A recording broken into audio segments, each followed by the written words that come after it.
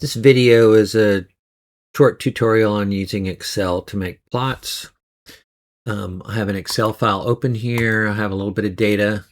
I've called the data X and Y.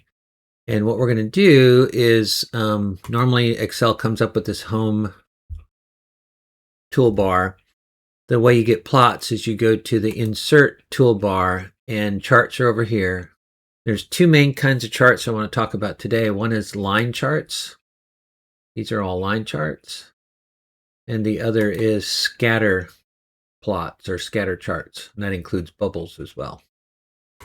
Okay, so let's say I wanted to make an X versus Y chart using this data. I grab all the data. The best way to do that with irregular numbers is to do a scatter plot. And so if I go to the scatter plot and I'm going to choose to make a line between the markers. So here we have the scatter plot. And you can see my X values are 1, 10, 35, and 100, and it's on a uniform scale. That looks reasonable. Oftentimes people think this kind of chart in Excel is actually what's called a line chart. And let me just show you a couple things about line charts. So let's select the same data. I'm selecting the labels of the columns and the data in the columns. And if I make a line chart, go over here, and again, I'll pick something with line and markers.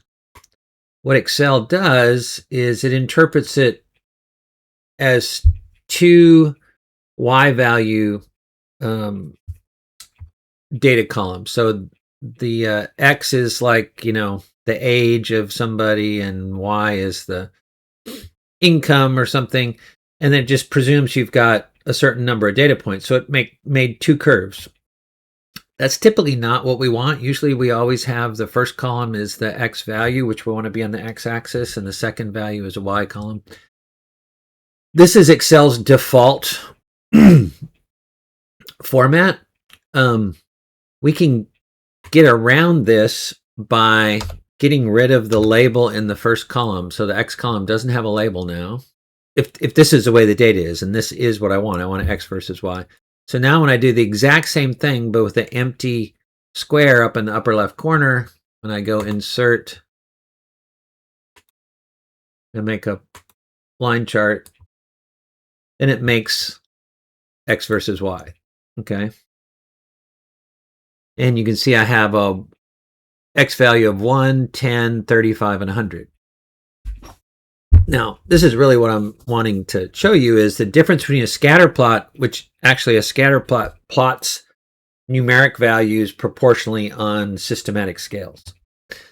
A line chart considers the x-axis as categories. And so each category has an equal spacing. So even though the distance from 1 to 10 is less than the distance from 10 to 35, Excel isn't noticing what the value is. It's just some label.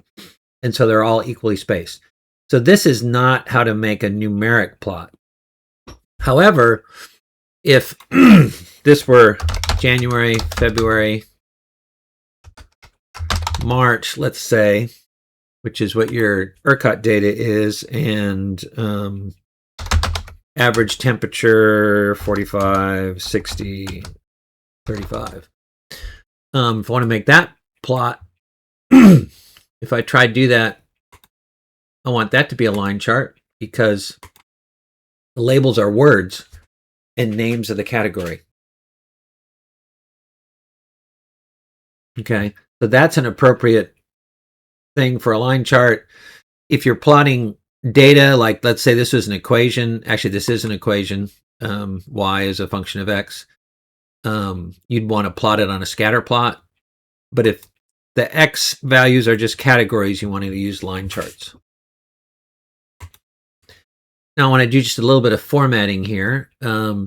So for instance, when you have a chart like this, X versus Y, you often want to have labels.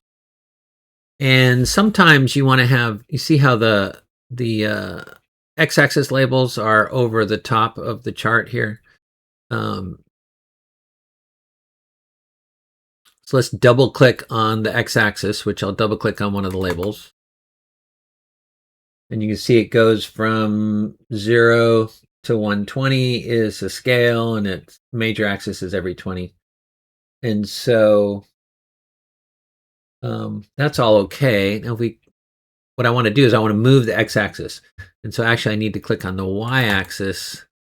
And this is the y-axis, and it says the horizontal axis crosses at automatic or pick a value. So we're going to pick an x or y value for where the x-axis crosses. And I want the x-axis to cross at the bottom of the y-axis. So I'm going to say a big negative number, 99.99. You see now it moved the x-axis to the bottom of the plot. So that's a better, I would argue that's a better labeling, at least in my opinion. Okay. So that's one thing we want to do, minor formatting. Another thing I want to do is want to label the x and y axes. So if we go up here to chart design, add chart element, axis titles for the primary horizontal axis, we'll say this is what?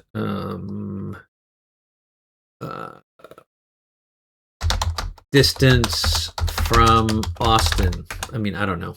Oh, and then you should always put units. So we'll say miles.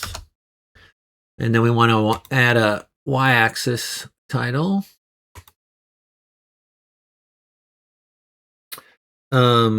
Radio transmission strength. I mean, I don't know what in decibels. Okay. So there's nonsense data, but this shows you how you can make a plot. And then if you want to change fonts, which I'll ask you to do in the homework, is to change font sizes. You can select the entire plot and change all the fonts at one time. Okay. Or you can just pick one value and change its size. Okay. The other thing, you can see it automatically put some grid lines on it. So let's just take a look at that. So that's under chart design again. We go to grid lines. We can see it has already chosen to put the primary, major, and the primary horizontal and vertical grid lines. So we could add minor grid lines if we wanted to. Also, you can see Excel picks a color that's really hard to see. So the way to change a color, and it's kind of hard to pick this sometimes, but if we blow our chart up a little bit, you click on the line, you can change its color. And so we could actually make, those lines red. That's pretty awful looking, but make these lines black. Okay. Then make the y-axis black. Double clicking on the numbers, that gets the format up. So that's the x-axis black, the y-axis black. So anyway, you could go around and make some edits for that. These are the major grid lines. These are minor grid lines that I turned red. The major grid lines, let's say we want to do blue.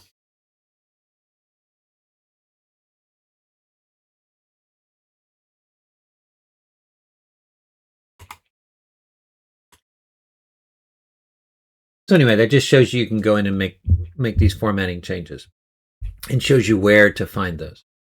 If we go back, make this smaller again. On the line chart, there are no grid lines, so let's add the grid lines here. This is basically what I'm asking you to do in the homework. Okay.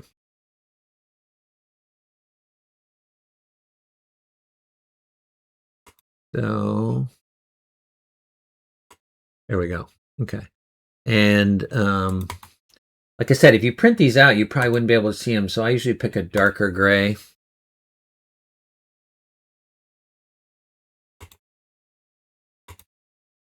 And then make the axis black.